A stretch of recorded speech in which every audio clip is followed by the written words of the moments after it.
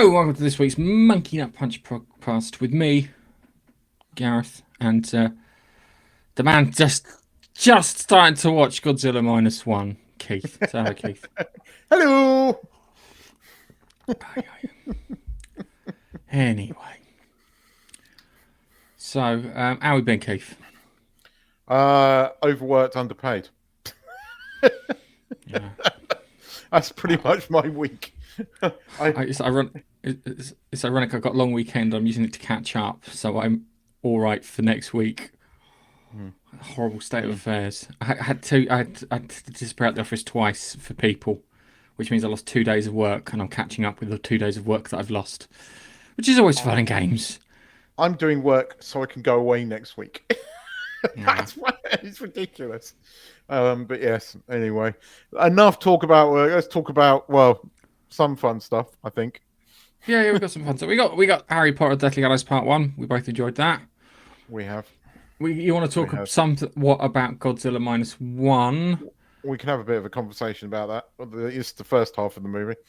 Yeah, because I love that film. It's just so good. We watched Clarkson's Farm, first part, which the next part will be on next week, which I was a little annoyed at because I got through 4 episodes expecting it to have the whole thing, and no. Thanks, Amazon. No. Yeah, well, Cobra Kai was announced this week, and it's going to be even worse.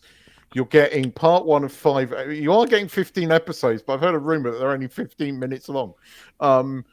So we're getting 5 episodes in July, I think, or June, something like that, and then 5 episodes in November, and then 5 episodes in 2025. Yeah, and that's before the movie that he's going to be in, which is the sequel to the Will Smith movie. Anyway, we're not getting Cobra Kai all in one go. Boo-hoo sucks. Monkey balls. I know. It's because, it's cool.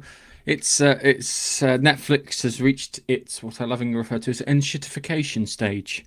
Yes. Which means it won the streaming wars, and now it's going to go all shitty on us.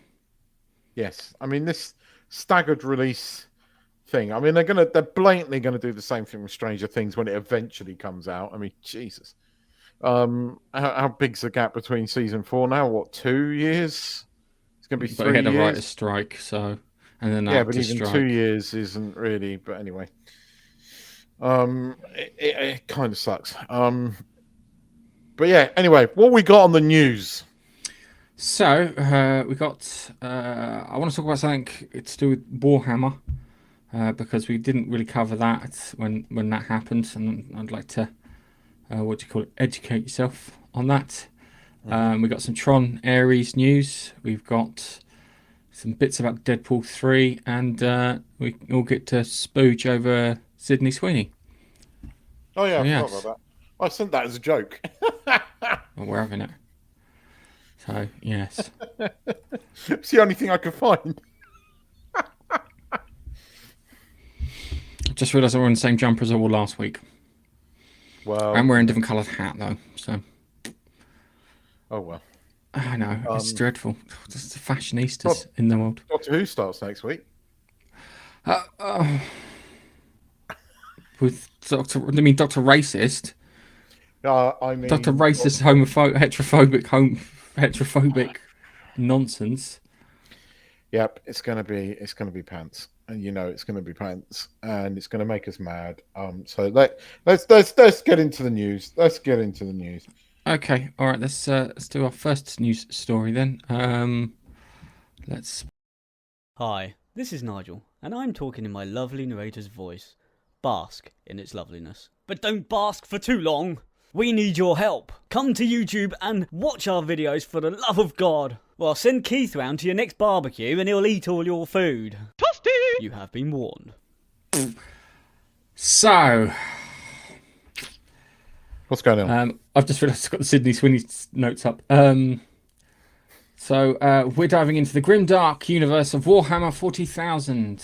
In recent developments that have stirred up quite a controversy amongst its fan base, the latest codex for the Adeptus Custodes, Warhammer 40k, introduces female identifying custodians named Kaladas Turufkesh. Oh fuck! What a stupid name.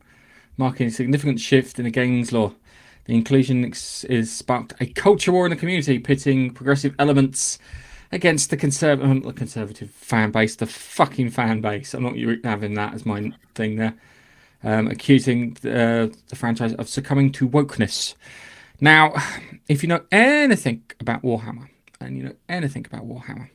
you know that you have the giant, big, hulking, 3 meter high space marines, or the Astartes, as they're called. Yeah, and the Astartes are they pick boys who have a certain genetic disposition so they can survive the process. Yeah, because only like 1 in 1,000 boys is capable of doing it, and then only so many in that are capable of becoming these custodes, who are like the supreme. These are the 4 meter high versions, which are the God Emperor bodyguards.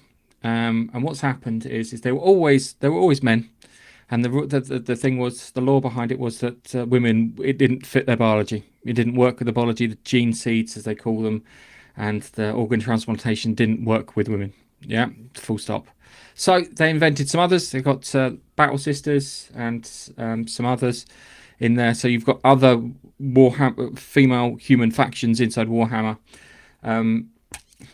And because of this, yeah, because all of a sudden it's like, oh, hang on, they've always been here. No, they haven't. Don't fucking lie. We've checked and they weren't. They weren't there before. If they were there before, why are you putting them in now? Now, the rumour is that because of Henry Cavill doing the Amazon Warhammer TV series, that they want a female Custodes in there, because he's doing it around Custodes, yeah? They want a female Custodes in there. So they told this is what the rumour is, they told this to the guys at Games Workshop, and they accommodated them.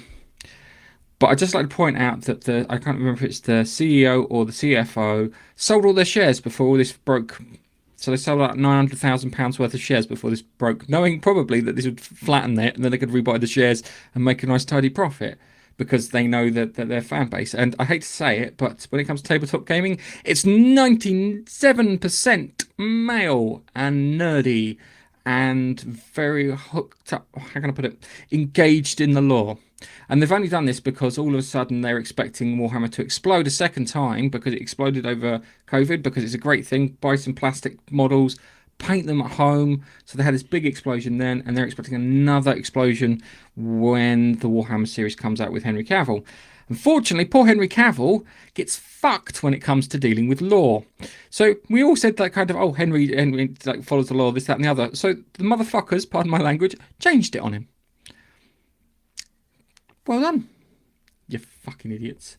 Now it's annoying because it's in male space, and it's like, okay, what does it matter? If it matters to us and it doesn't matter to you, don't fucking do it. It matters to you because all you want to do is you want to take away something that people enjoy, and you want to put your bent on it, and you want to corrupt it in this horrible, hideous way. Yeah, so you can brag that you've taken something away from your supposed political rivals who never gave a fuck about you in the first place. Yeah, and I don't like it because it's bullshit. And you could have there are very many female characters in there. Yeah, it's like you can't have female orcs because orcs are technically mushrooms. Yeah, they are in Warhammer 40k. Orcs are actually mushrooms. If you kill one on a planet, there's a chance that they'll spread spores, and you'll find more fucking orcs the next day. But I don't get it. It's stupid. Why upset the fan base at this point? I think these people are creatively bankrupt, so they have to take pre-existing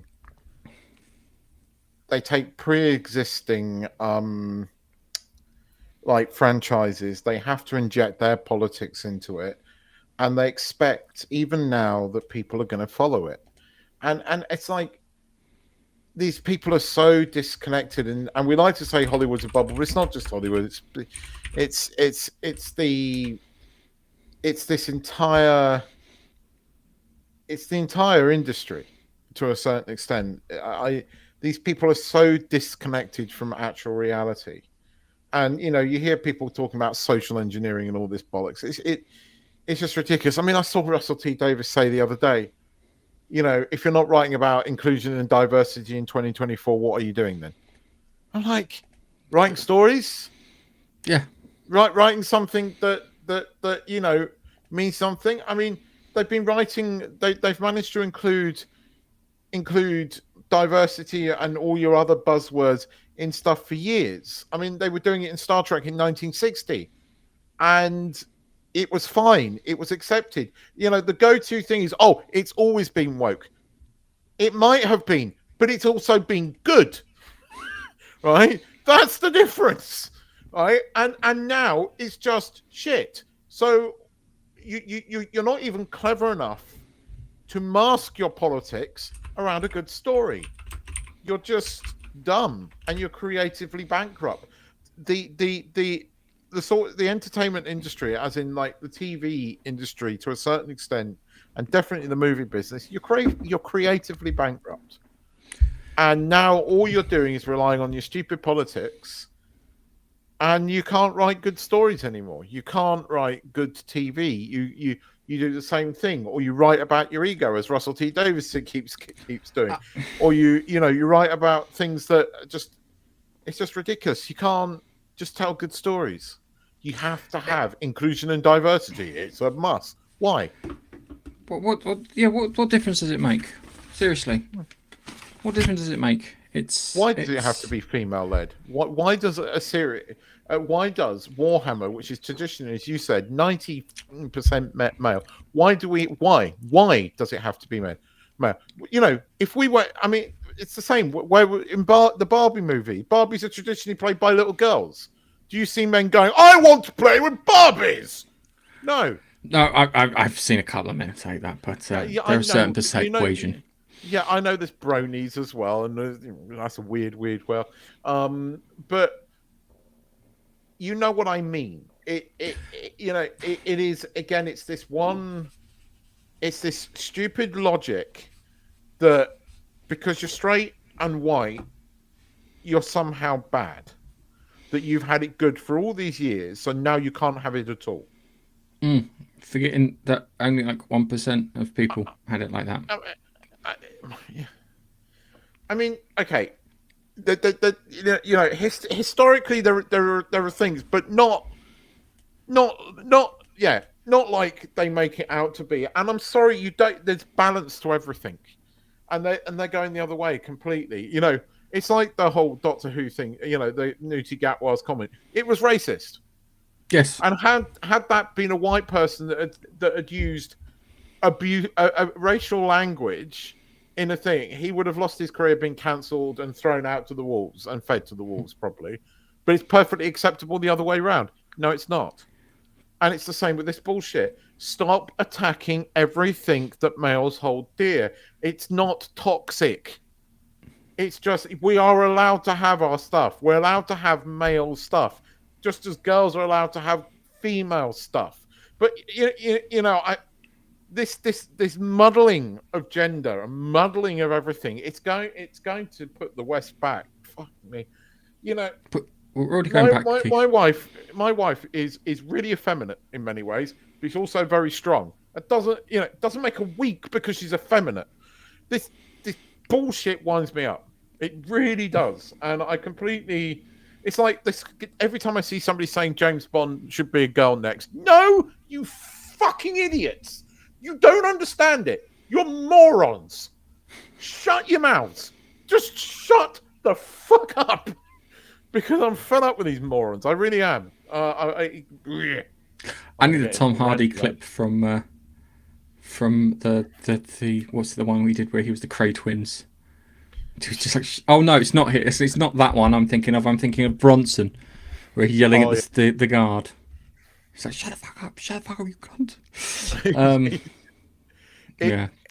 It's just beyond a joke. I mean, when are they going to learn? And I don't think they are. So I think they all have to go bankrupt. I think they do. I think we are in the stages, the final stages. The Phoenix needs to burn. The Phoenix the Phoenix is looking old and tattered, and he just needs to get on with burning, and then hopefully something beautiful can be reborn from all this bullshit. Because it's just crap. I'm fed up of being lectured to by people with less morals than I have got, and telling me, somehow acting like they are like fucking godlike. Fuck off. There's not a single person, that really in the working in this entertainment industry that is pure. You're not. So stop acting like it. Anyway, sorry. This will do. Except I can't hear it. There you go. I can hear it. I don't know if it played it. But, I heard it. Good. God, I forgot me played Bronson. Oh, hang on. No, I just realised I think when I put the share, I didn't put the fucking audio on. I will do it again. I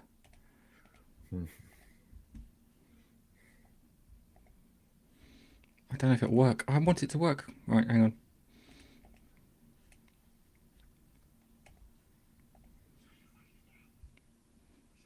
I think you've got to show the other one on the screen.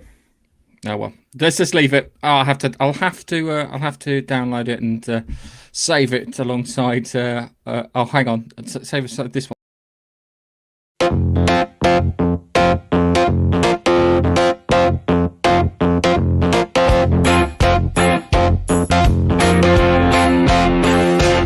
You're a cunt. You need On to to more send me news. that, because you need to send me that, because that guy looks so like what somebody that's one of my friends is married to. Really does. Do you know something funny? My wife heard the original tune on the radio, and she was like, "Oh, hang on a second, that's not how it goes," because she's expecting it to go like with the swear word. So, You're a cunt. so he does it, and then he does that. Oh, it's brilliant. Anyway, oh God, I can't see my notes. So we've got Tron Ares. So Jeff Bridges is returning to the world of Tron in the upcoming third installment, Tron Ares. This news brings nostalgia and excitement as we anticipate how this veteran actor will influence the franchise's new direction.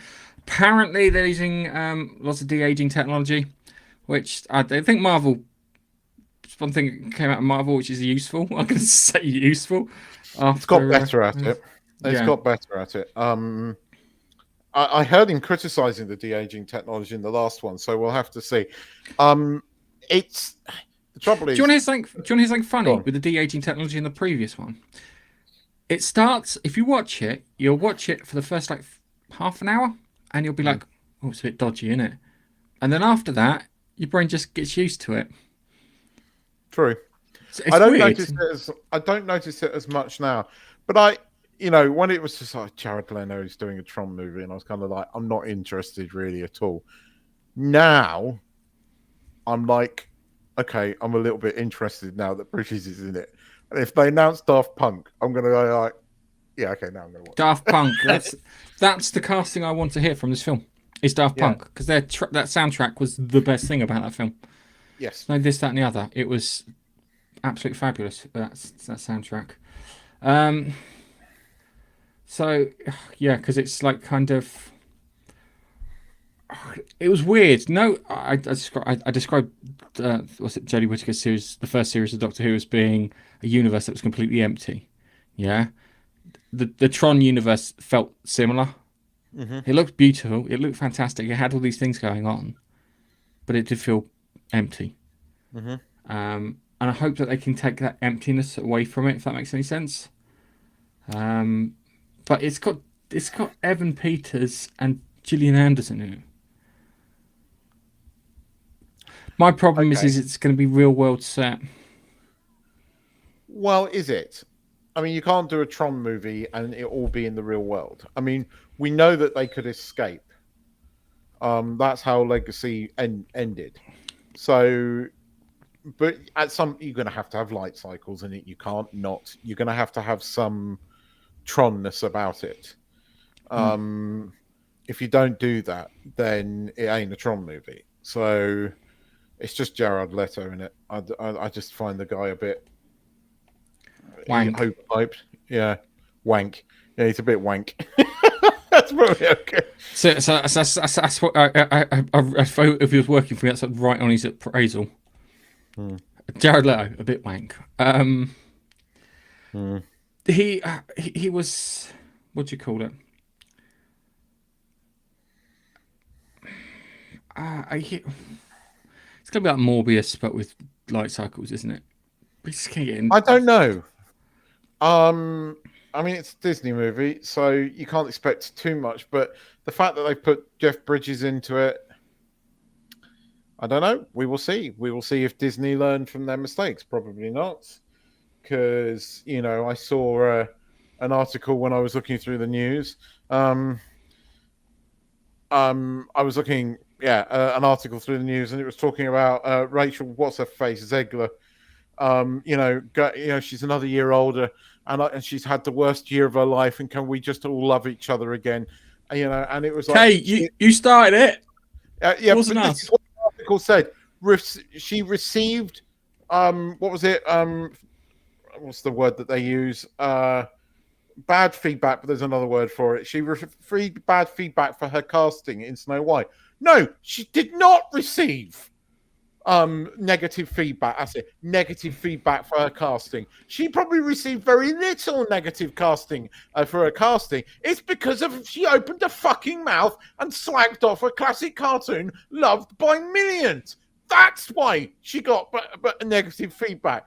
She's a fucking bitch. That's why she got negative feedback. Nothing to do with her casting. And again, I hate it when these bloody media things, this is why I don't like using Vanity Fair and the others. It's bullshit. No, the reason that she got so much negative feedback was she did an interview where she slated it. This part that she's playing, beloved by millions of people, Disney's first feature-length cast, a piece of history. It made the company goes on and slags it. When you say someone bet the house on something, Disney actually bet everything on that film. He bet everything on that film, and it will panned out brilliantly because no one had done that before. And it's so disingenuous to say this. It's so fake. Please, we just can't have any more hate. You're the silly cow that went off and started slagging it all off, going creepy and all this stuff. You're the one that started this. She hasn't learned. She hasn't learned from her mistakes because she lives in this goddamn bubble. So just fuck off. Going back to Tron Legacy, there's negative feedback. Yeah. There is one character that's that casting hasn't been announced, which is quite key considering the name's called Tron Legacy, and that's Bruce Boxlight now. Considering he plays Tron. I've forgotten that. That's a bloody good point. Even if he just voices him and it's CG or a dude in a suit. I wonder if they will. I haven't got a news story for this, but we've got to talk about it because if we're doing old news stories, there is something I forgot to include, but it was from a few weeks ago and I missed it because you just remind me because of Bruce Boxlight. But no, look, I'll keep an eye on this now. Put it that way. I'm not going to hold out too much hope, but at least I'm going to keep an eye on it. Because it does suddenly sound a tiny bit better now that it's got Bridges in it. You know what I mean? Yeah. As soon as I see Daft Punk in it, I know I'm going to get a decent soundtrack. Yeah. That's true too. But you remind me of Bruce. Seth MacFarlane the other day kind of heavily hinted at the fact that we might get some kind of either season 4 or what's its face film. Orville film, which because I know that Nige didn't like season 3 of the Orville. I fucking loved it. I thought it was like proper bloody decent sci-fi for once. And I keep saying like that Bruce because he was in it, and he also narrated the episode that that didn't get made, and it's an audio book on audio, and you should listen to it. Because that, if you want to do something that's a bit sort of, edgy. not well. Basically, the premise is that there was a family living on a remote outstation, and it gets attacked. So they throw the child into a holodeck, right? And the holodeck program was Germany in 1930, and so the kid gets brought up basically as a Nazi. And the Orville crew discover it, and by that point he is like high up in the Nazi party, and it's kind of like, what the fuck do we do? And it's really interesting. It's like a really well written sci-fi thing, and it's worth it. And Bruce Boxleer reads it brilliantly. But it's a really interesting concept. Again, another one that I found quite interesting. It's worth listening to. I wish they'd made it into an episode because I think it could have been really good. But the Orville is doing what Star Trek should be doing.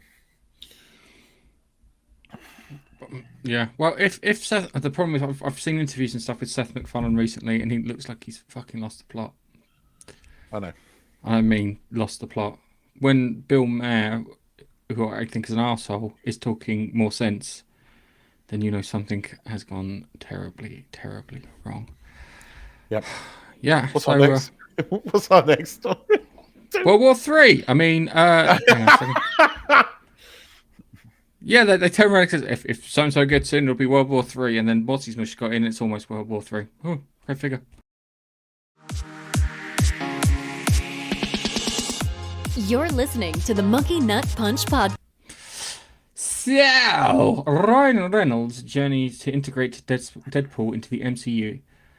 Turns out that Kevin Feige, president of Marvel Studios, initially passed on 18 treatments and 25 different ideas proposed by Reynolds before finding the perfect fit for Deadpool in the expansive superhero universe. Meaning, there's some really good fucking ideas out there they've turned down. There's some really good ideas there that they've turned down. That first one would have been maybe the second one was the best idea, and we got number 19. Bit disappointing. So they're going down the multiverse route. Now the only one we knew that. Right. So it's funny because everything outside Marvel, I've got more faith in pulling off multiverse than I have in Marvel, if that makes any sense. So yeah, but Spider-Man, technically Sony, that worked. What was the other? There were two multiverse things, and but I think I don't know. I think this might be the only decent Marvel film we're going to get until the next Deadpool film. It just depends on how much he's fucked with it. But you're hearing like rumors of a female-led X-Men film, female-led this, and you're like, why are these rumors still happening after Marvel's last female film was not only a flop, it was Disney's worst flop in a very long time, and that's now come out, and yet they're still talking about this. Look, again, this is they've just got to stop, but they're not going to, so they're gonna burn. I'm hoping this is good, but the trouble is Feige's involved in it, and that bothers me now. I mean, he's another person that's completely fucking lost touch with reality, and he's got his head so far up his own arse because for the first 10 years he was told how amazing he was, and now he's probably developed that reality distortion field that he just thinks that everything he touches is great, you know, and that it's superhero fatigue that's the problem. It's not us, it's superhero fatigue. No, it's shit fatigue. It's we're fed up of shit. We're fed up of you not having a plan after Endgame, and really fucking doing that stupid thing in Endgame in the first place, and not really having a plan. And I remember saying after Endgame it's going to be shit, because that 5-year gap does not work. It's going to be shit, and it has been. The only fucking good movie that we've had is Spider-Man 3. And everything else has just been pants. I don't get excited about Marvel movies. Morbius was fantastic. Sorry? Morbius was fantastic. Oh, bloody wasn't. I can't buy that back. I mean, Madam Web was amazing. Oh no! Sydney Sweeney. Well, okay, we've got Sydney's word. Okay, let me rephrase. The premiere of Madam Web was amazing. Yes. Fuck. Absolutely. But I'm good.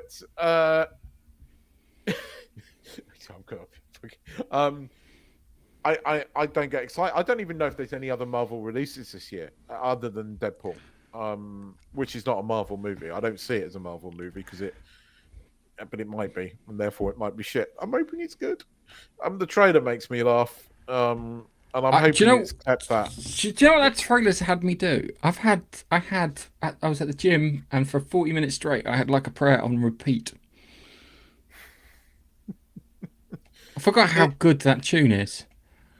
Well, the tune is good. The trailer is good. I love the jokes at the end. You know, Feige said we can't talk about cocaine. But I hope he's got away with it. I hope that they haven't interfered, but it sounds like they have.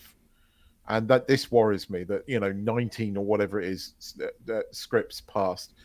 That worries me that they've got involved. Why they didn't just let him make a fucking film and fuck it. It didn't really need to be in the MCU. It was really set in the Fox X-Men universe. That's where they set it. So why didn't we just allow them to finish it off? I don't know. I hope it's good. It should be good. It's got the seeds to be good. It's just whether it ends up being good. But we'll see. We'll soon see. Not long to go. Not long to go. Yeah, not long to go. Might be a bit disappointed with the next story. I'll show you why in a second. Oh no, press the wrong button. I got the fattest fingers today. A word's too much for you? Then you should follow us on Instagram. We put pretty pictures out. I only put this in as a joke because I couldn't find anything. It was the only thing that took my eye. Sydney Sweeney went pants free just in time for National No Pants Day. Now, unfortunately, In America, it means no trousers. In England, it means nothing. No underwear. Yes. Bloody Americans. No trousers day. Yeah. Now, this is the thing that you're disappointed at because the way my browser works, I think it's blocked the image. Hang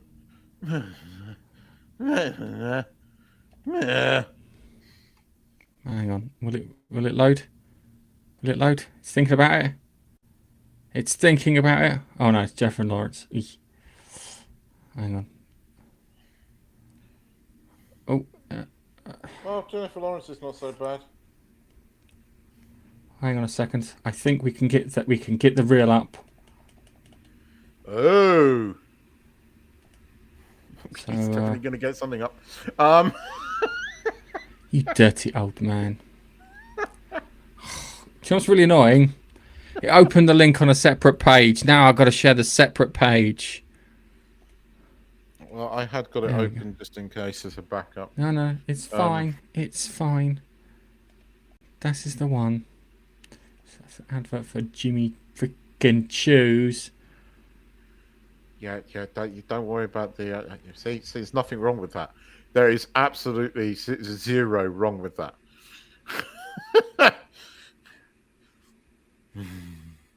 Not all of Hollywood is bad.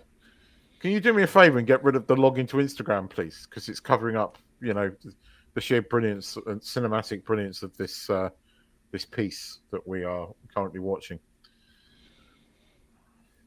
This is terrible for the audio listeners on the podcast. Yeah, well, get a laptop. Just type in Sydney Sweeney, No Pants Day. You'll know what we're talking about. So good. Oh, I'm doing it too. I'm not interested in the bags and the shoes. See, okay, all right. There's quite enough of that. I'm not interested. Not interested in the bag of shoes. Anyway, dude, I've got a friend I need to send that to. All right, let's before we go on to the thing, we'll have a quick look at the comments. We're not too many this week. We had Aiden in. Anyone else? If we were talking about Deadpool, and we said yes, and unfortunately he had to go. But it was nice that he popped by. Coast to Coast also popped by and said hello. And yeah, Bill. Steve Knowles popped by too and said hello. Hello. I don't know Hey, who's here. Steve. Well, yes. Chuck's in Chicago, and I don't know where Biffa Ooh. is. So, Chuck's in Chicago. Buzzing Phil's with his drone, Looking for bridges. looking for bridges. He's looking for bridges. There's plenty of fucking bridges in Chicago. I'll be honest with you. We should have been here for the Jeff Bridges story. He would have loved it. Who's his favourite actor? Jeff Bridges. Who's his second favourite actor? Bo Bridges. Who's his third favourite actor? Lloyd Bridges.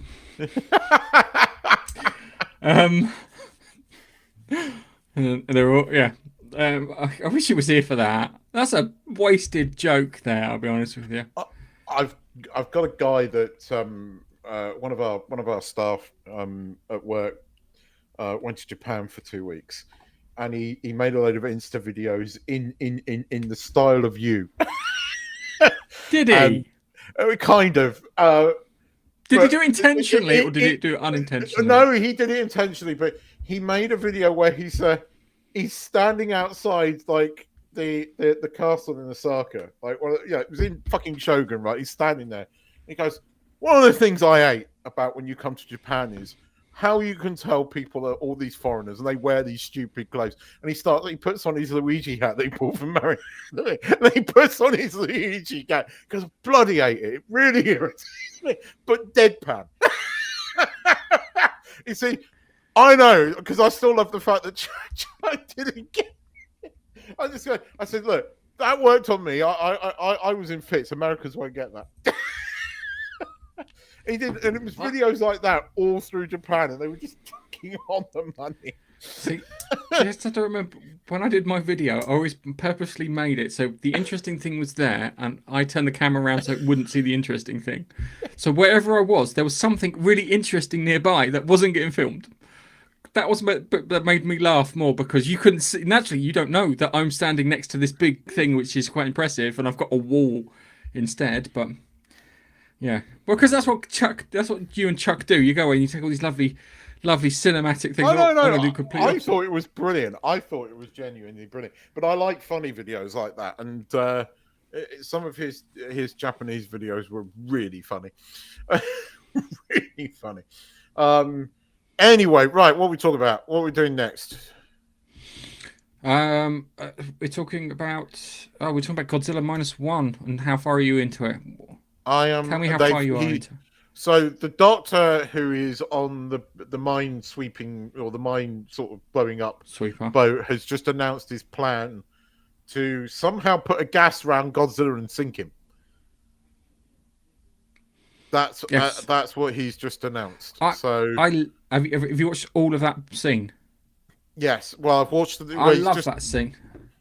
I really do love that scene. The reason I love that scene is there's a bit towards the end where he says, right, we're going to strap this stuff around him because this will make it heavy or drag it down into the trench, and the pressure should kill it. And if it doesn't work, then we inflate it and the pressure change will kill it. Yeah. That's what, that's the plan. And it's like, there's a logic behind it and everything. And he gives a little demonstration.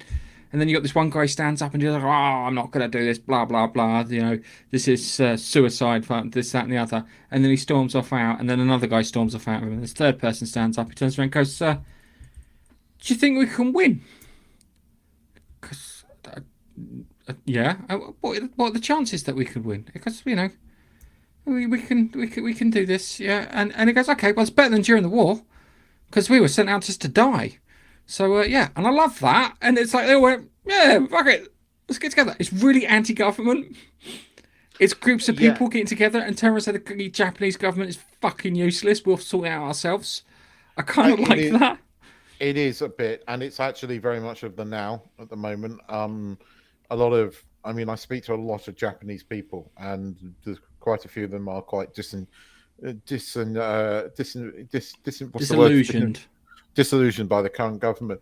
But what I I knew going in, starting to watch this film, that I wasn't getting a typical Godzilla movie because of what you had said and everything else. But the people that first saw this film, I wonder what they thought when they started watching this. Because if they went in thinking it was just going to be a simple monster smash movie, this film is so much more.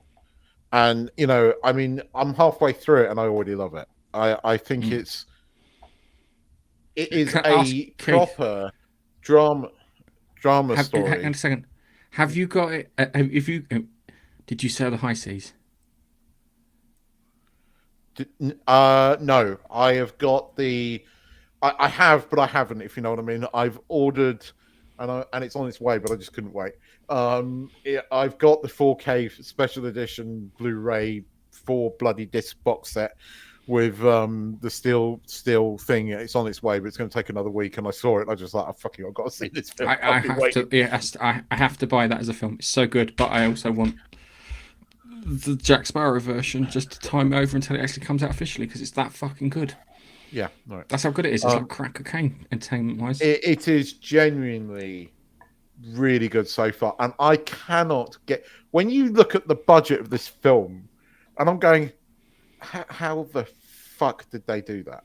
I mean, there are moments when it's a guy in a suit, right? There are moments, but the a lot of the stuff at sea is brilliant. The bit on the beach at the beginning when he's much smaller is brilliant.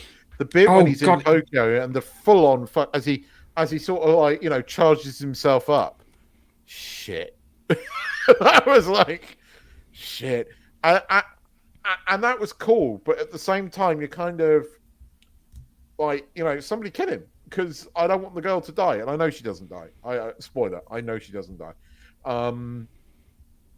But this is so much more than a Godzilla movie. It is a Godzilla movie, but it's so much more than that. And it's a proper.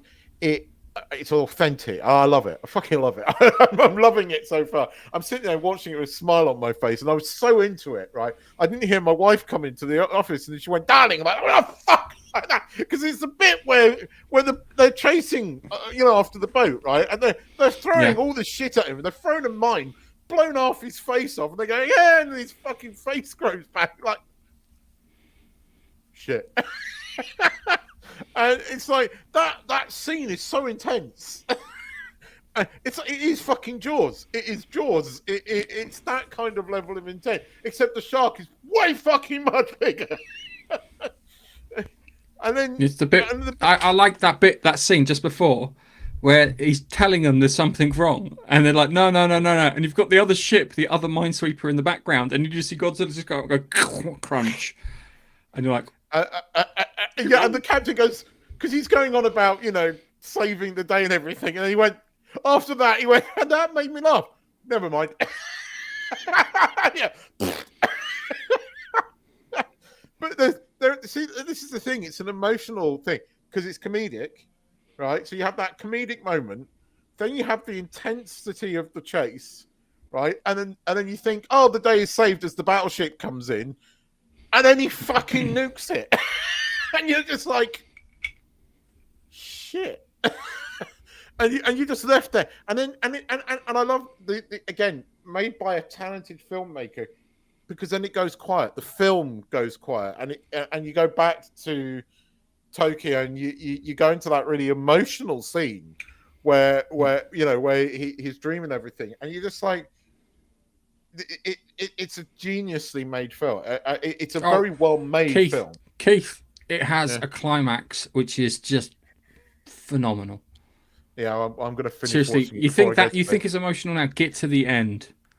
Get to the fucking end, and you'll be like, "Oh my god, that was so good! It was so satisfying. Everything pays off. It just." I think it's so far.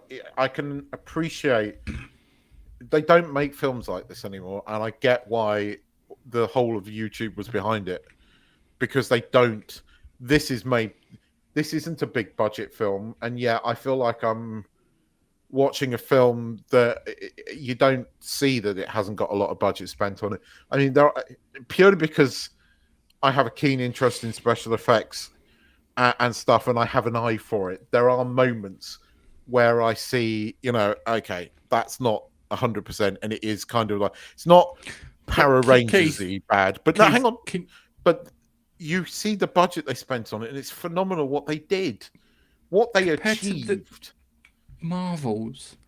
Yeah, Marvel's looks cheap. I know. No, don't get me wrong. I'm not. This isn't a criticism of this film at all. It doesn't matter. What I'm saying, it's one of those films that I forgive because it doesn't matter. It's such a good film so far. So we'll have to talk about it when I finish the climax next week. But I'm loving it so far. It's everything I thought it was going to be and then some. And I think it's going to become one of my most favorite films, which means that when I go back to Japan next year, I am going to have to go to that bloody shop and get every bit of fucking merchandise I can. Geek out on it. I love this film. Yes. Anyway, I'll report next week. I'll have something to talk about more next week, I think. Anywho, Clarkson's Farm. Oh, dude. First four episodes. I loved it. But that last episode, that was a toughie. That was a tough episode to watch. My wife wouldn't have got through that. So Clarkson and Caleb. Oh, crikey, I've gone out of focus. There goes. Clarkson and Caleb are having a friendly competition, and they're running each part of the farm, aren't they? So Clarkson's doing like the crop sort of things, like livestock and whatnot, and Caleb's doing the croppy sort of bits. And there's an incident with the blackberry bush where they pretty much destroy a wall with a lovely bit of equipment, and then he tries to repair a dam and almost kills himself. Well, not kill himself, hurt himself with a branch. And then there was another bit where they were trying to sort out some trees, and Caleb got he cut off the safety equipment but forgot to decouple himself, and he swung back around and smashed himself into the little kind of gondola thing on the truck. Some mad bits in there. But you're right. The pig bit. Yeah, I don't think maybe I've got black heart. I wasn't too bothered by it, but I understand the whole frustration, if that makes any sense. Yeah, I mean, you find out why part of the reason why they kept dying off, but no, I found it quite emotional. But then I've been there with animals and things, and so I found it quite emotional, quite tough to watch. I understood how his missus felt. I mean, it's annoying because I wanted the other 4 episodes, but I've got to wait until next Friday for those. But that council really fucking hate him. Yeah, they do, and I don't think the TV show is just making it. And this is what I hate about local councils. That this is personal and it shouldn't be, and they have no goddamn reason to shut him down the way they are. They are preventing businesses from making money, and it's ridiculous. It is utterly ridiculous, and it's why I've always had a thing about local councils when I took them on for parking. When they were trying to do parking regulations outside the place where I was living at the time. And I'll never forget that I went to that meeting and 2 of them fell asleep in the meeting, and I tore into them. I was so livid, and the chairman, she got all uppity and threatened to throw me out. And I said, I'd like to see you try. You and whose army? I said, he's a fucking sleep. And I swore. And she said, you can't use language like that. I said, well, then wake the fuck up then. I said, you're messing with people's lives here. You are messing with people's livelihoods, right? You can at least have the decency to be awake, right? And this is the problem with the way local councils work. They are not governed, and they are not. There's no oversight of them, and it's just ridiculous. And this one that's going after Clarkson, I mean, it's just unbelievably biased. And you look at that person who's got a thriving business going, and they're threatening to shut it down for what? Right? It's just fuck local councils. I do really, really fuck them. But this is a thing that it's different wherever you live in the world. But in England, we have local councils And they're made up of usually the village busybodies who don't really give a shit about people or their livelihoods. They just give a shit about maintaining their own lives, and they're allowed to get away with it. Watch Clarkson's Farm, and you will see what season 2 of it. This is real. This isn't like made for TV. It's real. And it's quite good because there are the first 2 seasons kind of highlight the regulations and the crap that farmers have to go through. Because it's like I know that farming is hard. It's damn sight easier now. You've got all the heavy machinery, but when you throw in all that crappy bureaucracy at the same time too, it's. And he highlighted that because I have friends of the family who are farmers, and you get to see what it's like, and you get an idea. Yeah, and it's not, you don't know the truth, but you get an idea. So you know the work that goes in there and this, that, and the other. And I've got to say, a fucking combine harvester machinery, but as a piece of machinery, is fantastic. Forgot how good that is as a bit of equipment. It's fantastic, and again, you're having to deal with it because it's not just that; it has the government regulations to have to deal with. So there's the council, the government regulations, these weird laws and stuff they put in, and it's. I know why they do it. It's because because it's like some prick somewhere down the line broke a rule, and then someone put a law in place to make sure that they never do it again, and they could prosecute them. But it was I like the lawnmower, not lawnmower, the hovercraft. Got a hovercraft and tried to spray the field with a hovercraft, and then in fact the Groove Armada are farmers. Yeah. As far as I'm concerned, CERN switched on that particle collider and caused a massive divergence in the universe. The day that switched on, that was when the divergence happened. It happened very slowly, and Groove Armada. Next week, Johnny Depp will be working in the farm shop. That's how mad it is. Do you want to hear about Johnny Depp featured in The Maddest Dream I Ever Had, which sounds like the basis of a sitcom. Yeah, it was when the Amber Heard trial was happening, and I dreamt that he lost all his money. Yeah, and he turned up to my house and said that somehow we were related, and he started living in my spare room and just causing merry havoc with my life. Like turning up to work drunk and this, that, and the other.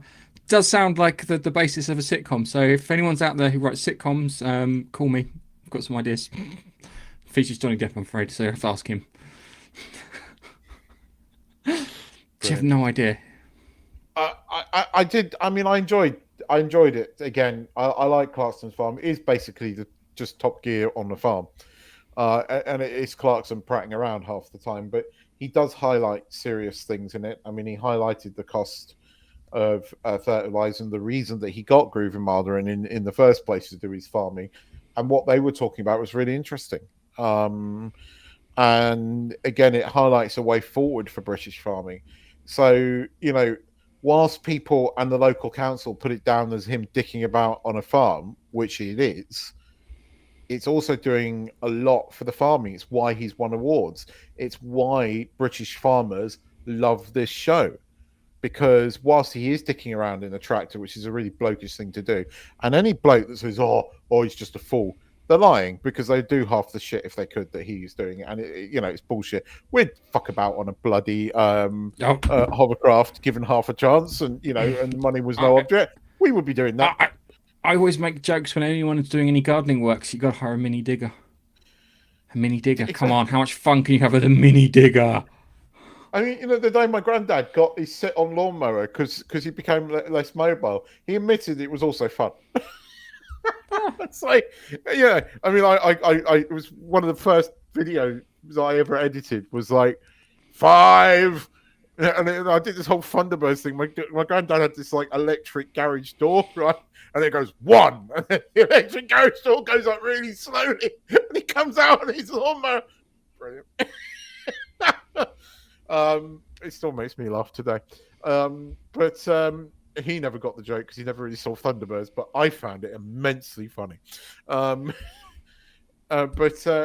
again, I like the sort of relationship between him and Caleb, even if it's a bit more sort of scripted this time. I mean, I think that was kind of scripted where Clarkson goes, you're the new farm manager. Great, you're fired. But I do like Caleb. And there is some reality there, and his dogs. God, who fucking named those dogs? But I know what visitors are like as well. I had to explain that to my wife that was Arya and Sansa Stark from Game of Thrones. Oh, don't tell me I've just explained it to you too. Yeah, you have. Yeah, you have. Oh, fucking hell, Keith. You watched Game of Thrones. I didn't. I haven't paid attention to any of the names. Don't you remember when we used to talk about it? It was like, oh, yeah, him. And what's his face? What's his name? Oh, yeah, little Stark. I'm thinking, I don't remember the fucking names. Jesus. I told you. It's only the last 5 minutes of Game of Thrones that was ever worth watching. Oh, by the way, 8 years ago today, Jon Snow was brought back to life to do absolutely nothing. It's true. It was 8 years ago today that episode aired. Jon Snow of the North was brought back to do fuck all. I'll be honest with you. If they wanted to do it right, they should have had it so they lost to the White Walkers and they all had to run down to fucking King's Landing. It was like Iron Fleet or White Walkers. Iron Fleet, blah, blah, blah. And whatever it is. And then it's like, guys, them, don't worry about us, them. And then that kind of brings everyone together and things get resolved, blah, blah, blah, people die. But no, couldn't do that. It's not even fucking easy. It's not even difficult. That was so bloody dark. So yes, you haven't. Sorry. Yeah, lovely. Brilliant. Now, are you talking about Jon Snow, the news presenter on Channel 4? I'm just saying. Well, he knows nothing either. But 8 years ago today. But House of Dragon season 2 looks good. We're going to get a trailer for that. We didn't cover the Boys season 4 trailer. We'll have to do that next week. Although it's 3 minutes long. I wonder why I forgot. Shit. Because you fucked the end of season 2, and then you fucked the end of season 3, and you made it all girl power. Even though I know in the comics that they dragged Stormbringer, whatever the fuck his name was, because it was a he in the comic books. The boys drag him out into the woods, and they pummel him to death, rather brutally, to teach a fucking lesson. But hey, what do I know? Well, I don't know. So yeah, Clarkson Farm. We'll talk about Clarkson. Crap. We'll talk about Clarkson's Farm. You need to finish watching X-Men. Catch up with X-Men. You need to watch the Gambit episode I talked about. Mm-hmm.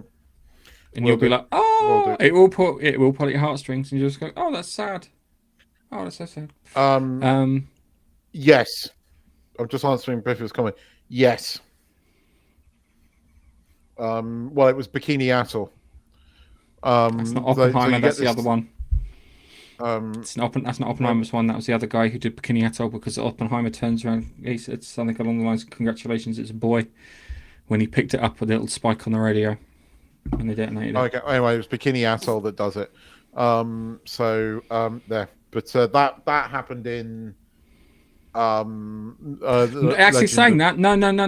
That's what made Godzilla big in Godzilla -1. Yeah, we didn't birth him. Yeah, he was a tiny. Well, he was the size of a T-Rex, maybe a little bit bigger. I thought it was scarier small. Yeah, he was. Because he'd go after you. Before, when he's big, he can't see you. Yeah, but when you're snack size, yeah, he'd go after you snack size. Oh, tasty! Just squeeze the human. Get the meaty goodness. Right. Yeah. Shall we talk Harry Potter? Harry Potter and the Deathly Hallows Part 1. I watched this a couple of weeks back, so I'm a little out of sorts. So did I. This is really annoying. I should have watched it before I started, but because I've already watched it, I was because it's like I watched the Deathly Prince, the Half-Blood Prince. Yeah. But that's what I meant by the Half-Blood Prince. You wanted to go straight into the other one to actually get some satisfaction. This film is actually incredibly faithful to the book. And it is probably the most faithful one, really, since the first two in terms of doing what the book, like the book. This was surprisingly faithful to the text. Shame the second one isn't, but the first one is. What they do. They didn't include his sister, which I thought talk about Dumbledore's sister that much, which I thought was a mistake. And again, it suffers from spending too much time in places that it didn't need to spend too much time in, and not enough time in places it really did need to spend time in. But in terms of actual, source material, it is very faithful to it. And as a film, bollocks. It's bollocks on its own. Yeah, no, I'll give you it. It is.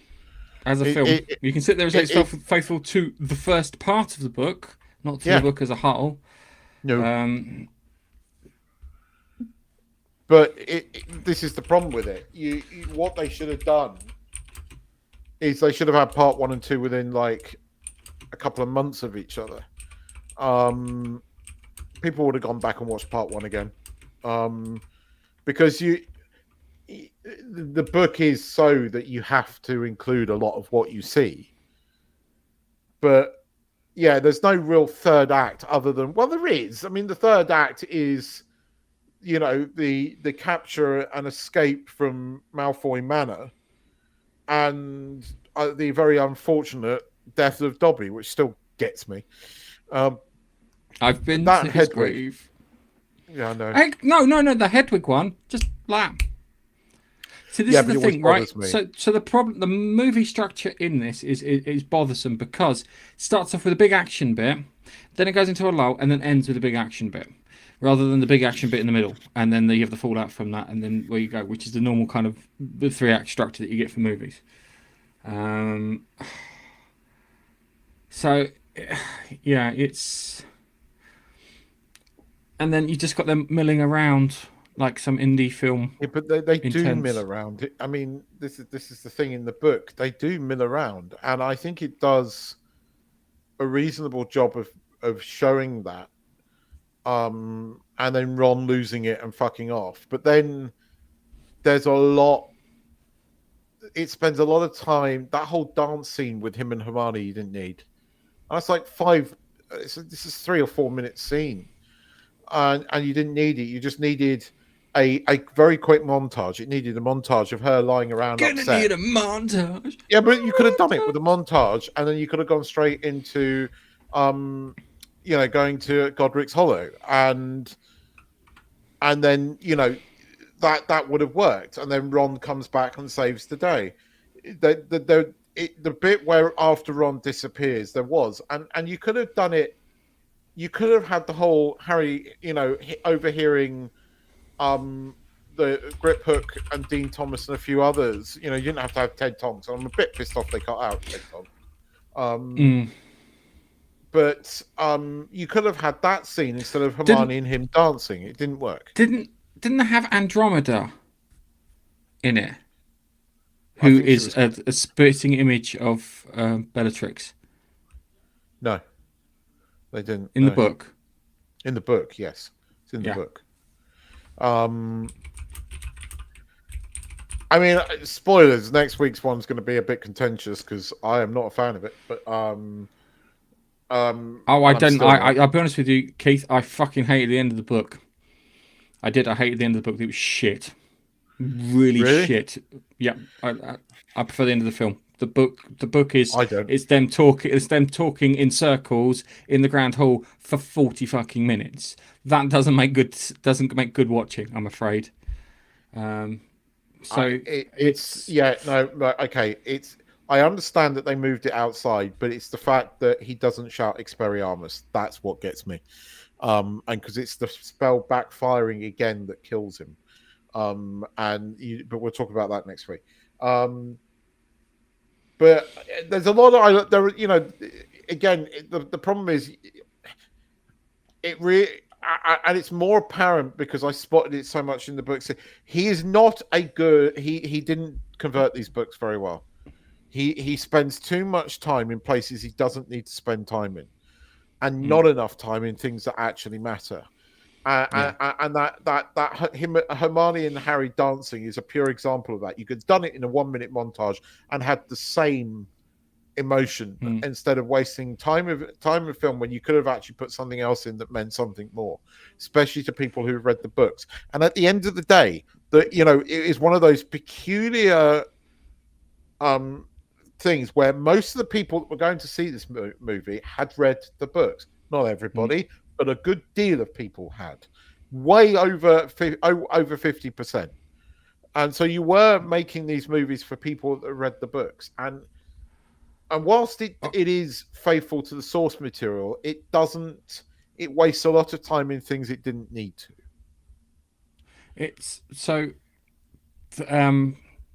First thing I noticed, it's always in a bit of Harry Potter kind of did you know, if you ever catch them on like YouTube or Instagram Reels with the story of the three brothers. Yeah, so the three brothers, I can't remember what their bloody names are now, but they're relatives of Harry Potter's family.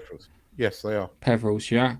And the whole story of the Deathly Hallows is pretty much a marketing exercise because they've constructed some super powerful magical artifacts. But when you go into the story, you've got the three brothers, and you've got the one who wants the Elder Wand and he wants power and this, that, and the other, which you can look at being Voldemort, yeah. And then the other one who wishes to bring someone back from the dead, which you can look at being Snape because he misses like Lily and whatnot. And then the one that doesn't, how can I put it? Doesn't get, it keeps avoiding death. Who has the what do you call it? The cloak, yeah. And it's weird because if they are those characters, then that makes, and it's strange when you have the train station scene in the film, that makes Dumbledore death. Yeah. Because he's the one who greets death as a friend. Yeah. And it's weird because it's like when you talk about that was one of the interesting things that kind of popped up. The other one was it's not Rupert Scrimgeour, is it, who becomes the Minister of Magic, played by Bill Nighy? Something Scrimgeour. But you're right. Rufus. It's annoying because he's in two scenes. Bill Nighy's in two scenes, and I loved him in both scenes. Yes. Because he's just Bill Nighy. You ask him to do something, he goes, but you're guaranteed to get your money's worth out of him. Where they get what do you call it, the artifacts to try and to help them along the way. So Ron gets his Delunator. Hermione gets a book that's probably been pinched from the library, and he gets the little what do you call it, the snitch. The snitch with the stone in it, which is the reason that Dumbledore put the ring on, because he thought he could put the ring on and see his sister and his mother and whatnot. But he just got too excited, didn't think about it, put the ring on, and caused him to end. And it was that's interesting. In the book, it's who's the Quidditch player from Goblet of Fire, who had a thing for Hermione? Fuck. Yes, I can picture him in the film. It's him who talks about the Deathly Hallows. Victor Crumb talks about Deathly Hallows because he sees what's his father's necklace, and he has a go at him because that's the equivalent of wearing the fucking Nazi swastika as far as he's concerned. Yes, because it was thank you, Tan, if I got there. It was Grindelwald's Mark, and you don't get that in there. And again, we should have had that in there. So you could have had a camera, you could have done it in 30 seconds, and it could have been one of those throwaway scenes that then comes back. So again, it was the things that they throw away in here that should have been there, and that was important. There's a lot of focus on the wands too, because when they leave Privet Drive to go to their different locations, because they all go to different locations. They don't go to the burrows. They all go to different locations, and then they get port-keyed to the burrows, if I remember correctly. Yes. The wands. It's the Harry. I think they show quite good in the film actually, where Harry is clearly Sparko, and the wand automatically Yes, it does it show that. automatically happens, and it's two reasons that happens. One, because the wand can't hurt each other because of their allegiance, and the fact that there might be a bit of Voldemort stuck in him too, which might be defending itself. So yeah, you got that. I just like to point out the story of the three brothers, it being Snape, Harry, and Voldemort. Isn't something that J.K. Rowling wrote in, but she regrets not writing it in like that, because after she heard it, she went, "Oh yeah, it makes sense." And then you got the Mirror Shard with Dumbledore's brother. Aberforth. What's his name? Aberforth. What's the thing with Aberforth and the goats? I don't So think it's ever revealed. So in the book, when they in the book, his what do you call it? His Patronus is a goat, but apparently he got into trouble doing something with goats. Yes, but I'm the not book. I think the book's a throwaway comment. I think it was probably some adult humor thrown in there.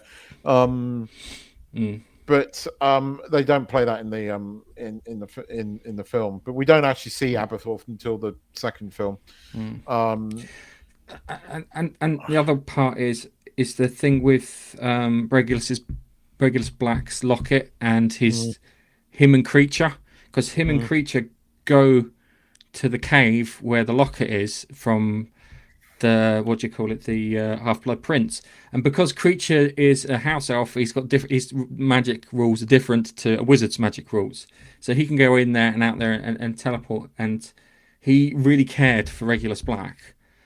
And because he really cared for Regulus Black, Harry says, "You want to retrieve the locket," and then he gives him some letters and stuff from Regulus Black, and then Creature later on, and it helps them out by finding and tracking down McDungus Fletcher. Couldn't remember his bloody name. It didn't. Again, it didn't give us the because poor old Creature.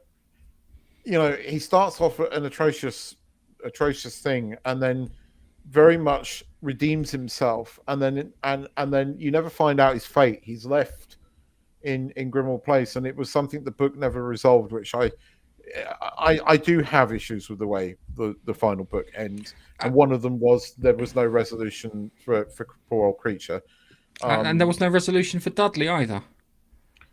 No, They you don't cut the get that scene in the out. film. You can watch it. Yeah, that's you can annoying. watch that on YouTube where he Yeah, turns they filmed around it. and old Vernon's like, kind of, you're a waste of space, and then old Dudley steps over the fence, very deliberately walks up to him, shakes his hand, goes, "I don't think you're a waste of space, Harry." And it bookended that, and it showed that he came around, and I there's that, and there's another bit in the second part that was also cut out too, which explains why Voldemort lost, but it's to do with wands. But they left that out, which is annoying. So yeah, it's that. They also didn't explain that powerful magic destroys our Horcruxes. Yeah, so the killing curse would destroy Horcrux, and that's why you hear Voldemort whispering, "You know the spell, Harry. You know the spell." Yeah, and it's powerful magic. So fiend fire will cause it to be destroyed, like they used when they attacked the burrows in Half-Blood Prince. And other bits of magic like that would destroy it, and that kind of is left out too. So yeah, you got that. The Horcruxes kind of seems a bit video game-ish, if that makes any sense. Like Triforce in like Zelda. Just saying. Yeah, but I mean, you knew she was hinting at their existence way back. Oh yes, she was. And I mean, I don't mind the end of the book as much as you do in terms of the way it happens. I do have a problem with that they didn't end. There was a few things that you didn't get in the book, but in the film, it really annoyed me that you didn't get the Dudley scene. The Dudley scene was important.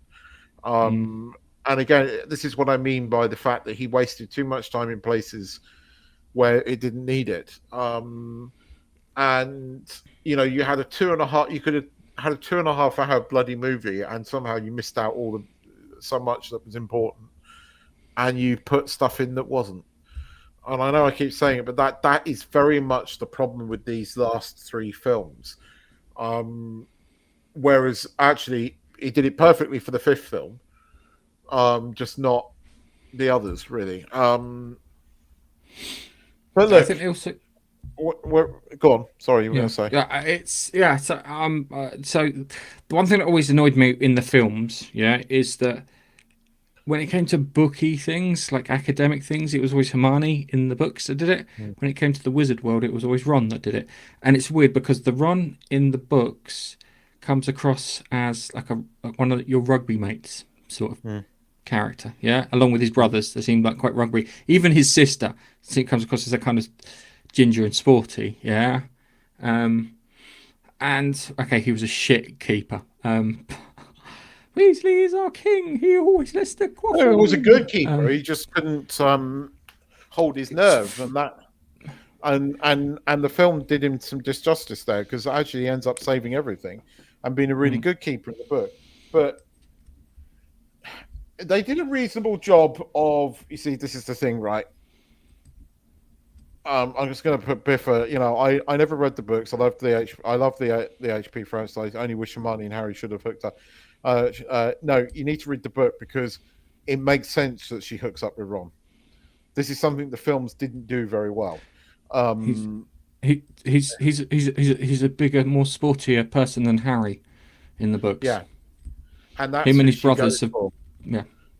And it works better in the books, and you understand why Hermione ends up with him, and the way he uses his brains at the end, and that's the bit that tips it. It is his idea to go to the Chamber of Secrets, and that's where they finally, get it. But it really starts off well in the fourth film book. It starts hinting at it. Really quite early on where who's going to end up with who. We didn't know who Harry was going to end up with, and it doesn't make sense, Ginny.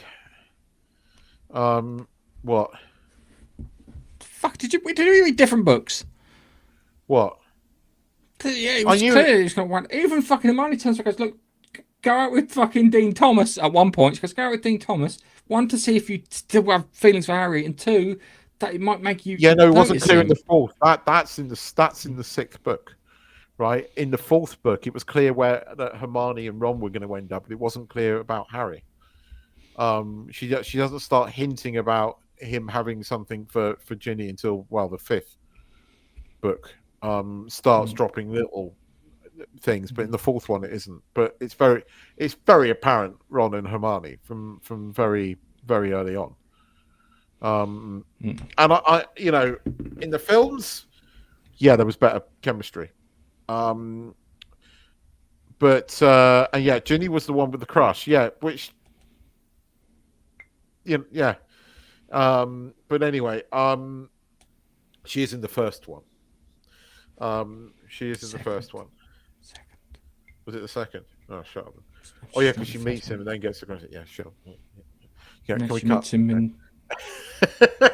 It's annoying because I want to go into the second. It's really annoying because I want to go into the second part, but I can't go into the second part. I have to keep everything here, and it ends with them destroying that first Horcrux, and then what do you call it?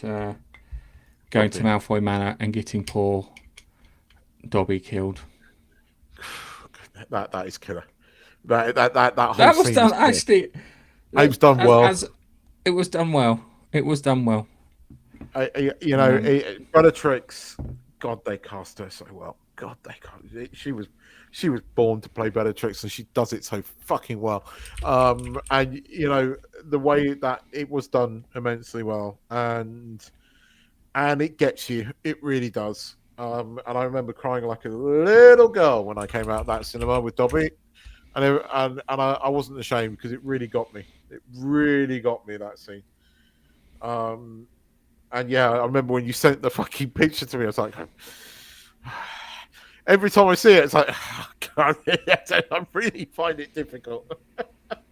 I do. I liked Dobby, and Dobby was done. The one thing the Harry Potter movies did do was do Dobby incredibly well. And I love Dobby in the books, and I love Dobby in the films. And oh God, it's fucking heart wrenching when they do it. And I like where they filmed, because I know they filmed it in Wales, but it was a very good choice of location because it's exactly how the book explains it.